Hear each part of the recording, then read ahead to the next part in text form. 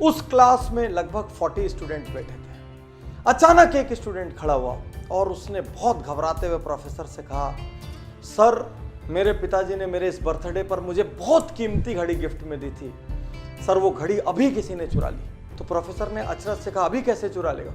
बोले सर अभी जो 5 मिनट का ब्रेक हुआ था उसमें मैं अपनी घड़ी अपने टेबल पर रख के गया था और उसके बाद से वो घड़ी नहीं मिल रही है। प्रोफेसर ने कहा, उसके बाद कोई भी इस क्लास से गया और आया नहीं है, इसका मतलब जिसने भी घड़ी उठाई है वो इसी क्लास में है। प्रोफेसर के मन में विचार आया कि इन लोगों को एक दूसरे के बारे में पता नहीं लगना चाहिए कि किसने घड़ी चोरी की। और प्रोफेसर ने कहा, सब लोग अपनी अपनी आंख में काली पट्टी बांध लो। और सब ने काली पट्टियां बांध ली, लाइन से खड़े हो गए। प्रोफेसर ने एक एक करके सबको यूं हाथ लगाना शुरू किया और उस लड़के की जेब में घड़ी मिल गई। प्रोफेसर ने चुपचाप घड़ी निकाली, घड़ी निकाल के जो मालिक था मुस्कुराते हुए उसके हाथ में दे दी और क्लास नॉर्मल चलने लगी, किसी को नहीं पता चला। अगले 2-3 दिन तक वो लड़का घबराता रहा, हड़बड़ाता रहा, भयभीत रहा। उसको डर था मेरी बात आज खुल जाएगी, मेरा राज आज खुल जाएगा, लेकिन किसी को पता नहीं चला। धीरे धीरे वो सब कॉलेज से निकल गए। बहुत साल बाद अब वो लड़का जिसने चोरी की थी वो अब एक बड़ा इंडस्ट्रियलिस्ट हो चुका था। कॉलेज का रीयूनियन का फंक्शन था, वो उस फंक्शन में आता है, वो अब एक सेलिब्रिटी सा है। वो उस फंक्शन में आया और उसने अपने प्रोफेसर के पास जाके उसके पैर छुए और प्रोफेसर से कहा, सर मैं आज आपसे एक बात कहना चाहता हूँ। प्रोफेसर ने कहा, बोलो। उसने कहा, सर मेरे जीवन पे आपका बहुत बड़ा कर्ज है, यदि आज मैं जिंदा हूँ तो आपके कारण हूँ। प्रोफेसर ने बोला, ऐसा क्यों? उसने कहा, सर आपको याद नहीं होगा, एक बार आपकी क्लास में एक घड़ी चोरी हुई थी और आपने सबकी जेब चेक की थी और मेरी जेब से वो घड़ी मिली थी, लेकिन सर आपने उस दिन वो बात किसी से नहीं की। मैंने निर्णय लिया था यदि उस दिन ये बात सबको पता लगी तो मैं सुसाइड कर लूँगा। सर आपने मुझे माफ़ कर दिया, उस दिन आपने मेरी इज्जत रख ली, उस दिन आपने मेरी सेल्फ रिस्पेक्ट रख ली। मुझसे गलती हो गई थी सर, लेकिन फिर भी आपने मेरा अपमान नहीं किया।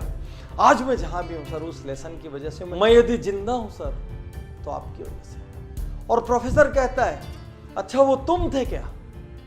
तो लड़के ने अचरज से कहा, मतलब? बोले, उस दिन मैंने तुम सबकी आंखें तो बंद कराई थी, लेकिन साथ साथ मैंने अपनी आंखों में भी पट्टी लगा ली थी ताकि मुझे भी नहीं पता चले मेरे कौन से स्टूडेंट ने ये काम किया है। मैं नहीं चाहता था मेरे अपने किसी स्टूडेंट की वैल्यू मेरी नज़रों में हल्की हो या मैं किसी के साथ दुर्व्यवहार करूँ। ये सुनते ही वो लड़का जो अब एक नामी इंडस्ट्रियलिस्ट था उसकी आंखों में आंसू आ गया और वो प्रोफेसर के गले लग के 2 मिनट तक रोता रहा।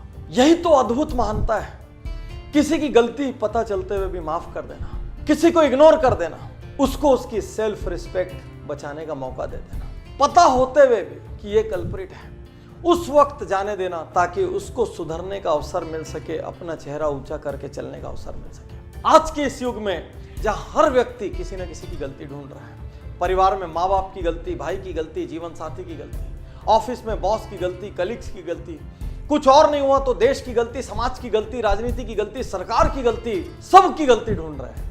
ऐसे में क्या हमको ऐसे लोग नहीं चाहिए जो एक दूसरे को माफ कर सके? माफ करना और माफी मांगना ये कायर नहीं कर सकते, ये शक्तिशाली लोगों का काम है। साथियों, इस कहानी ने मुझे इतना इंस्पायर किया।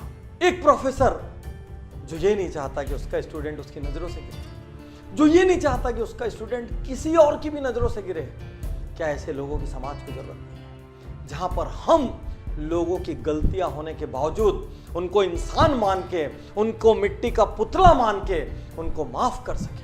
हमारे भाई से गलती हुई, हमारे पार्टनर से गलती हुई, हमारे जीवन साथी से गलती हुई, हमारे किसी और फैमिली मेंबर से गलती हुई, रिलेटिव से गलती हुई, कलीग से गलती हुई, मोहल्ले में, कॉलोनी में, स्ट्रीट में रहने वाले किसी से गलती हुई, समाज के किसी अंग से गलती हुई, 1-2 बार माफ कर दो, जाने दो ना उनको उनकी सेल्फ रिस्पेक्ट के साथ। गलतियां ढूंढना महानता नहीं है, गलतियों को इग्नोर करना और सामने वाले को अपना सम्मान बचाने का मौका देना महानता है। यदि आप भी हर दिन ये गलती करते हैं, अपने आसपास के लोगों का दोष ढूंढते हैं,